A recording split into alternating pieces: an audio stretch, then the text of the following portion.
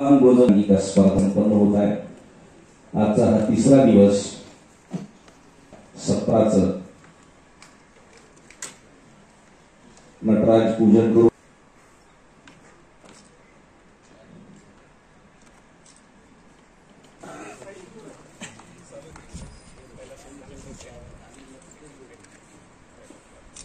त्यानंतर ॲडव्होकेट शैलेश गोजमगुंडे करतील।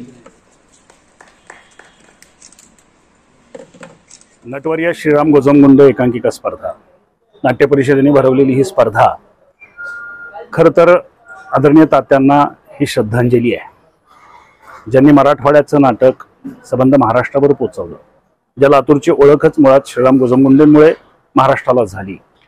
नाटक हे लातूरचा श्वास आहे।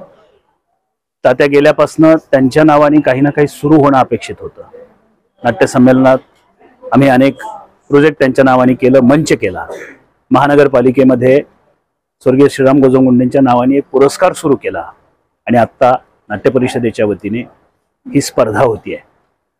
तात्यांनी केलेलं त्यांच्या आयुष्यभरातलं काम, त्यांनी दिलेली नटराजाची सेवा, त्या सेवेला खऱ्या अर्थाने परिपूर्तता त्यांच्या पश्चात देणं हे नाट्य परिषदेने केलेलं काम आहे आणि याचा आस्वाद संबंध महाराष्ट्र घेतोय। लातूरकरांसाठी ही पर्वणी आहे आणि महाराष्ट्रातनं तब्बल 40 एकांकिका या मंचावरती सादर होत आहेत। पुणे, मुंबई, संभाजीनगर म्हणजे महाराष्ट्रातल्या सगळ्याच विभागातनं एकांकिका इथे येतात आणि नव्या तरुण पिढीसाठी एक नवं मंच, नवा व्यासपीठ इथं उभं राहत आहे। याचा आम्हाला सगळ्यांना आनंद वाटतो।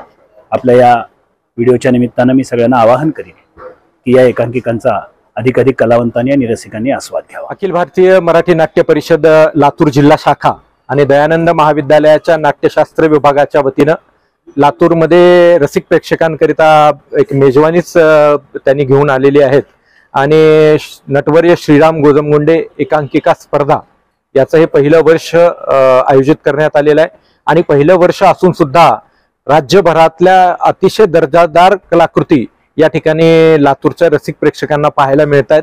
लातूरकरी याला भरभरून प्रतिसाद देत आहेत। मी आपल्या माध्यमातून लातूरकरांना विनंती करणार आहे की ही सुवर्ण संधी आपण चुकवू नये।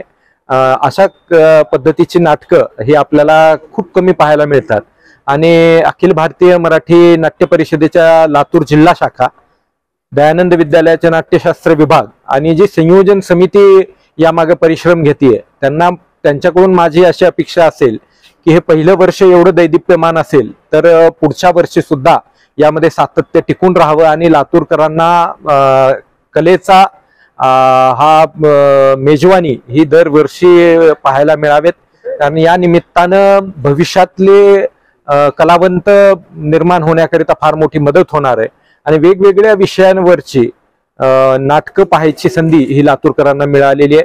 त्याबद्दल आपल्या माध्यमातून मी प्रदीप पाटील खंडापूरकर जे लातूर जिल्हा शाखेचे अध्यक्ष आहेत, सचिव धनंजय बेंबडे साहेब यांच्यासह जी काही मंडळी यामध्ये कार्यरत आहेत, संयोजन समिती आहे, त्या सर्वांचेच मनपूर्वक आभार व्यक्त करतो।